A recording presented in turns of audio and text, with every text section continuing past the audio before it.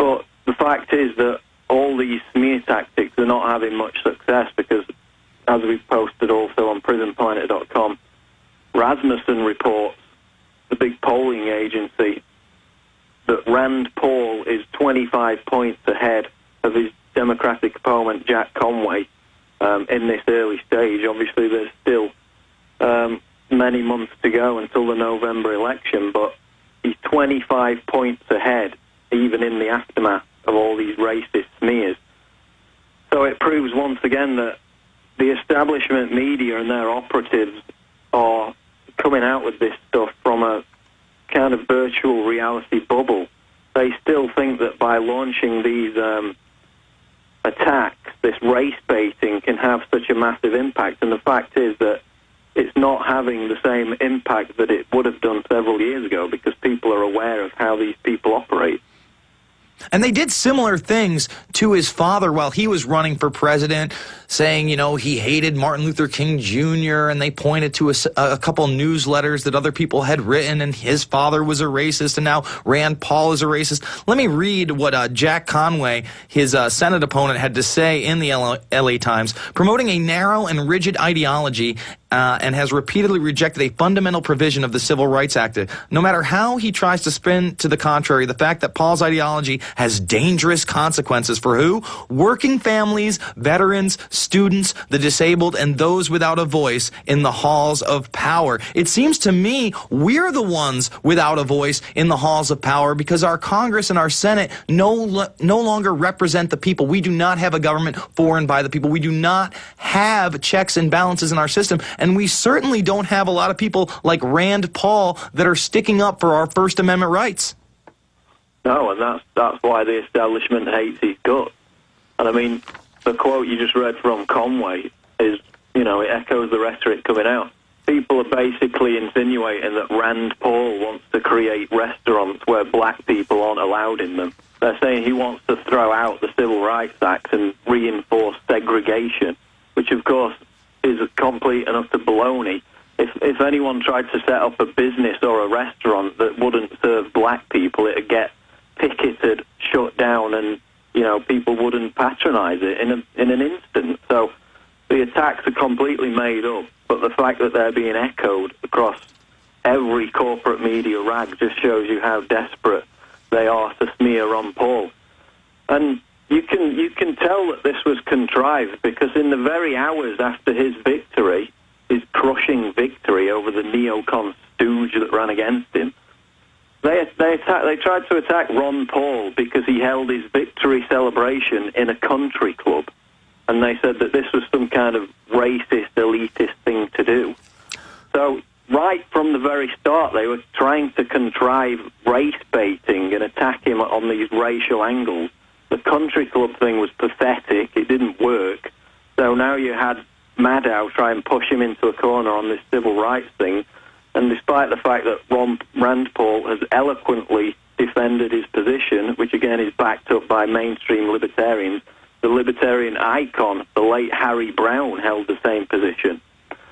You have Rand Paul eloquently defending himself, but they're still going with it. But just like the country club, Mia, I think it'll wash away very quickly. But what I find amazingly hypocritical is the fact that this originated from Rachel Maddow of MSNBC.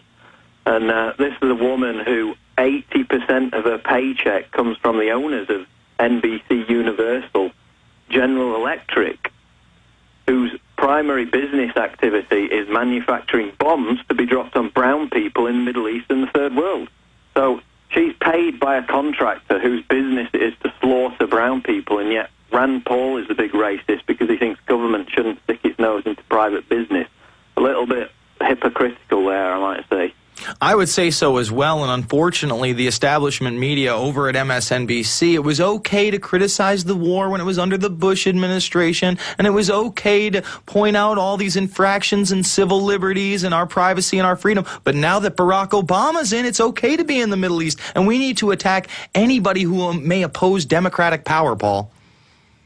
Well, that's right, and I mean, you see it from every angle. I mean, Olbermann is terrible now. He was really good when Bush was in power, but as soon as Obama got in, as we predicted before would happen, they just switch straight away and they start supporting whoever's in power.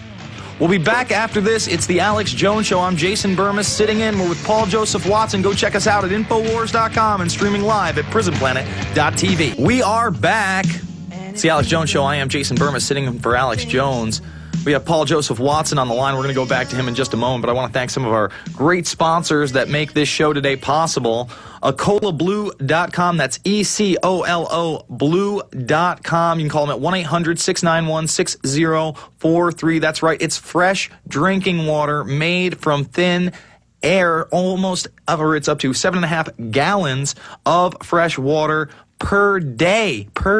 This is not a water filtration system. Well, it is because it's got 7 to 12 filters inside of it, but it pulls the water from the air. You do not have to hook it to a source. It's the best tasting water I've ever drank in my life. We drink it on the reg here in the office. It's EcoloBlue.com, 1-800-691-6043. And I want to tell you guys about WeaponsUniverse.com. Hey, folks, we have a new sponsor that you're just going to love. These folks have everything you can imagine for your self-defense needs that you need to get. Whether you need knives or stun guns, blowguns, collapsible batons, they have it at weaponsuniverse.com. So go check it for all your security needs. All right, now going back, Paul, I also want to point out this wasn't just Rachel Maddow. A lot of people are pointing to the Rachel Maddow interview because it was the first one out there, and everybody needed to piggyback on that to get it into the headlines today. But Wolf Blitzer also did a piece basically saying, you don't like black people, do you, Rand?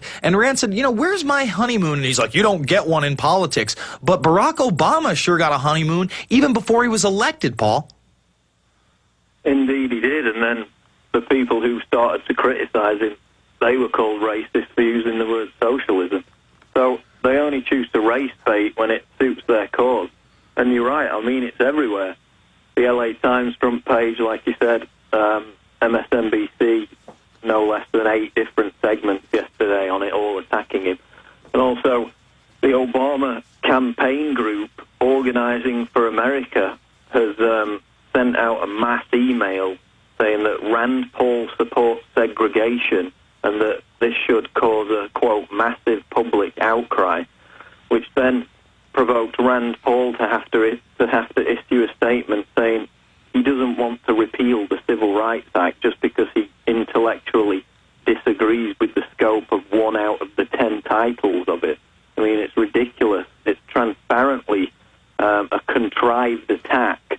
And I'm sure that once this comes to light, as it already is being brought to light, that they'll move on to something else. And they've already floated that with this David Korn character, which I'm sure that you've come across in the course of your 9/11 research. And this is an ultimate neoliberal establishment insider who, at every major juncture, acts as an apologist for the establishment. He denied that there was any warning prior to 9/11 about pre-attack intelligence, something which has been proven in triplicate. He attacked Gary Webb for exposing CIA drug running. He poses as a liberal, and yet he's a neocon light. He's a statist. Again, he supports whoever's in power and what they do. So now he's come out with this article out of The Nation saying that basically Rand Paul's paranoid, delusional, and dangerous because he's made some appearances on the Alex Jones Show. And because, like 6 of the 10 actual 9/11 commissioners, we talk about, 9/11 being a cover-up, which supposedly, in Korn's worldview, which is about 5 or 6 years past its sell-by date, makes Rand Paul, this paranoid nutcase conspiracy theorist, unfit to be a senator.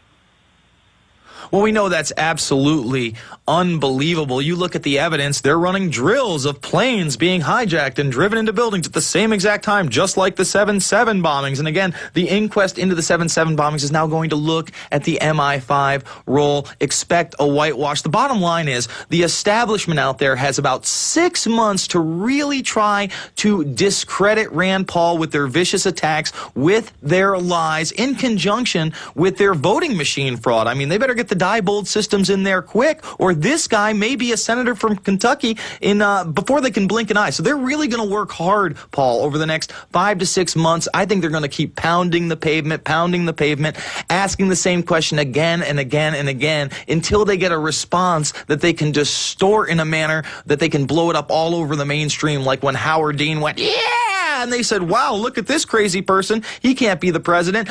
I'm not a fan of Howard Dean. I just saw the media turn on somebody with one act, and they're going to be waiting fervently for that act. So when we come back, it's the Alex Jones Show. We're going to play the clip of Wolf Blitzer basically saying, you're guilty. You don't like civil rights. You're bad, aren't you, Rand Paul? And Rand Paul handles himself impeccably. We've got Paul Joseph Watson on the line. It's the Alex Jones Show.